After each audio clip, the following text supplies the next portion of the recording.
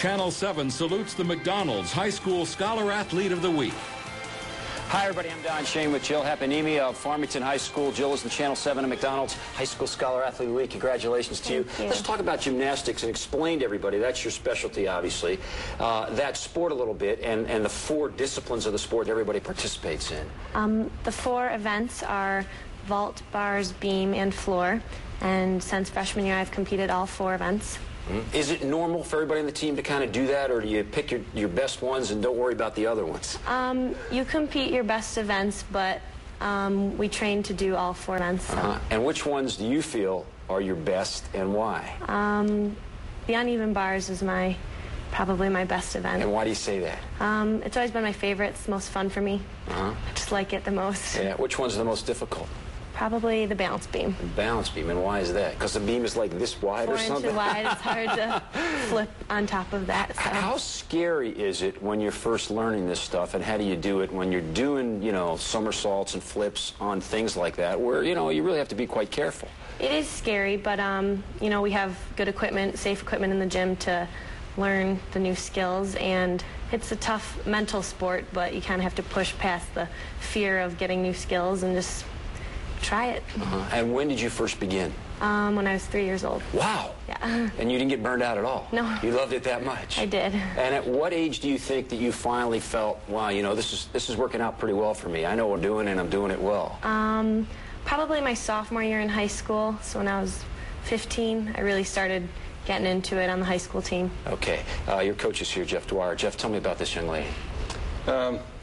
Tough individual here.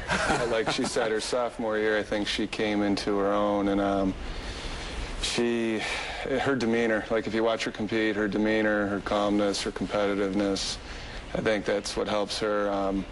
She has a 3.9, helped her, 2 state championships, a state runner-up. And she was a huge part of that. When you saw her, like as a freshman, as a youngster, did you know instantly that this young lady's going to really excel? You can tell they're going to be competitive, and that you don't have to worry about them as far as motivating or, getting them up for the meet. She's good. She had goals, and she pursues them, and she's outstanding that way. Yeah, it's all worked out. How many hours a week did you think you work on this? Our practices are about 2.5 hours a week, 5 days a week. So you're talking about 10, 15 hours a week, something like that. How many hours a week did you work on your academics?